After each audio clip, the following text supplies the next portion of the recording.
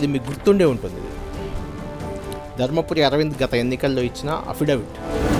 మిమ్మల్ని వెంబడించింది కవిత. వెంబడిస్తా అన్నది, వేటాడుతా అన్నది. వెల్కమింగ్ గారు దయచేసి జైల్లోంచి నామినేషన్ వేయండి. బండి సంజయ్కి అరవింద్కి ఈ మధ్య కొంత గ్యాప్ వచ్చింది అని అంటారు. నిజామాబాద్కి కరీంనగర్కి ఎన్ని కిలోమీటర్లు ఉంది, గంతే గ్యాప్ ఉంది. ఇదే మీ బీజేపీతో అటాచ్ అయిన వాళ్ళంతా వాళ్ళకి వెళ్ళి బయటకు వస్తున్నారు కేసుల నుంచి. Are you questioning the judiciary of this country?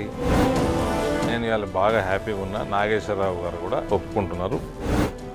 Sugar ఫ్యాక్టరీని 100 రోజుల లోపల నా సొంత నిధులతో ఓపెన్ చేస్తానన్నారు. నేను 100 రోజుల్లో అన్నట్టు నాకు గుర్తులేదు. ఎక్కడ పోయినాయండి 6 గ్యారెంటీ?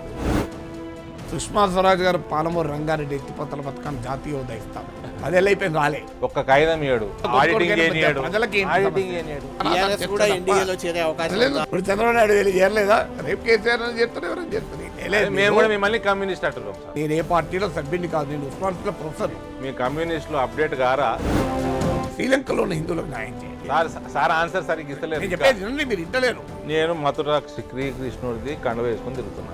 నేను జై శ్రీరామ్ వేసుకొని తిరుగుతలేను. నిజామాబాద్ బీజేపీ ఎంపీ అభ్యర్థి అరవింద్ ప్రొఫెసర్ నాగేశ్వర్తో ఓపెన్ డిబేట్ రాత్రి 7 గంటలకు. Watch on 10 TV, the unbiased news channel.